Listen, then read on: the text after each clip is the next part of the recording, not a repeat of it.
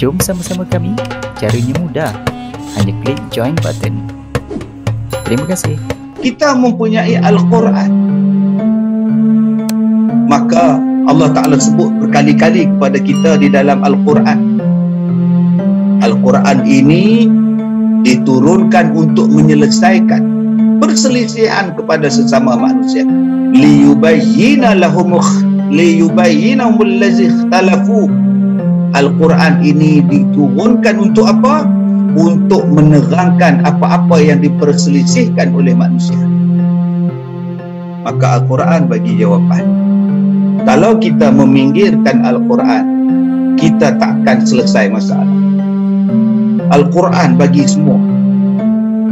Tuan-tuan yang saya hormati, di samping kita mengikut SOP-SOP yang telah ditetapkan, maka yang paling besar sekarang yang kita kena ikut ialah, kalau kita ambil misalnya, kita dah ambil tadi 2 dos misalnya, jangan lupa ambil juga 2 dos Al-Quran dan Sunnah. Jangan lupa 2 dos ni. Kita hari ni duk diperingatkan 2 dos. Tapi kita jarang diperingatkan dengan 2 dos yang sangat besar, iaitu Al-Quran dan Sunnah Nabi SAW. Tolong ingatkan sama dos-dos ini. Jangan lupakan terus Quran dan hadis. Jadi saya minta kepada tuan-tuan yang saya hormati, sama ada tuan-tuan sudah divaksin ataupun belum divaksin, janganlah bergaduh. Jangan kita timbulkan mengatakan bahawa orang yang dah ambil vaksin ni tak betul, orang yang tak ambil vaksin tak betul. Ini perselisihan yang memang orang tak.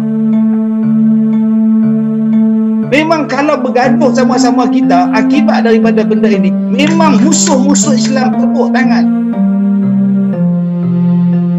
Kita kena ingat tuan-tuan, jangan sampai perkara ini menjadikan kita rugi di kemudian hari. Sampai kita membusuk, buruk di antara satu sama lain. Dia nak ambil, itu hak dia. Dia tak nak ambil pun, itu hak dia. Bukan dia tak nak ambil vaksin tu dia benci vaksin, tak. Ada orang yang tak ambil vaksin sebab dia ada penyakit, tak boleh dia ambil. Doktor nasihatkan jangan ambil lagi. Awak ada sakit kronik, awak mempunyai alahan yang teruk. Kalau awak ambil, benda ni tak sesuai dengan awak.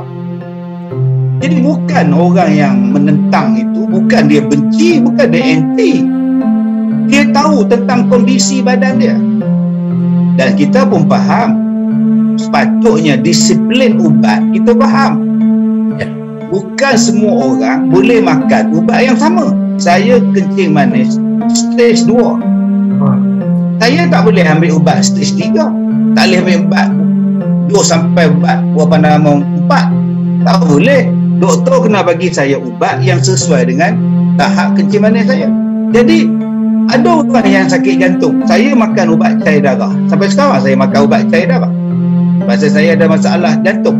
Saya tak boleh makan ubat untuk orang yang kena dia pakai pacemaker. Di antara orang yang pakai stent dengan pacemaker berbeza, ubat tak sama. Sebab tu dalam benda ini pun kita kena faham, mana boleh benda yang sama diberi kepada orang yang sama tanpa mengikut keadaan dia. Mesti dia ada sebab-sebab dia tolak. Jangan sampai bergaduh, jangan sampai kita bertekak. Ini ustaz, ini ikhtiar. Ya, itu ikhtiar awak, silakan. Tadi orang lain tak nak ambil ni, dia tak nak ikhtiar ke? Tak. Awak pakai kereta Toyota, kereta juga. Dia pakai kereta Honda, Honda juga. Boleh tak Toyota kata pada Honda, awak betul, awak bukan Honda, awak bukan kereta, saya je kereta. Tak. Ikhtiar, awak ikhtiar dengan vaksin. Ada orang berikhtiar dengan benda lain. Ada orang yang berikhtiar dengan ubat-ubatan lain. Tolonglah ikhtiraf sama. Ikhtiar itu bukan dia ada satu jalan saja ikhtiar. Jadi dalam bab ini saya harap kalau boleh kita menghormati di antara satu sama lain. Jangan sampai kita bertelagah benci-membenci di antara satu sama lain, yang daripada satu sudut sudahlah kita ketinggalan, kita jatuh banyak dalam berbagai bidang sekarang, akhirnya kita membawa kepada pertelingkahan. Orang sekarang bergaduh macam-macam hal. gaduh dengan politik sampai sekarang tak habis. Kemudian kita bergaduh tentang fahaman aliran di dalam Islam. Ada yang fahaman aliran ini, ada aliran ini, ada aliran ini. Kita bergaduh lagi. Dan sekarang kita masuk pula bergaduh dalam yang terbaru, awak dah vaksin ke belum? Ini saya rasa akhirnya kita akan jadi berpecah belah semakin teruk. Jadi saya harap pada pihak-pihak berkenaan, tolong perjelaskan betul-betul bahawa risiko untuk mendapat COVID, sama ada awak divaksin atau awak belum divaksin, kedua-duanya boleh mendatangkan risiko dan mendapat risiko. Amalkan cara hidup yang sihat, pemakanan yang sihat, tambahkan antibody dalam badan. Itu yang kena buat sekarang.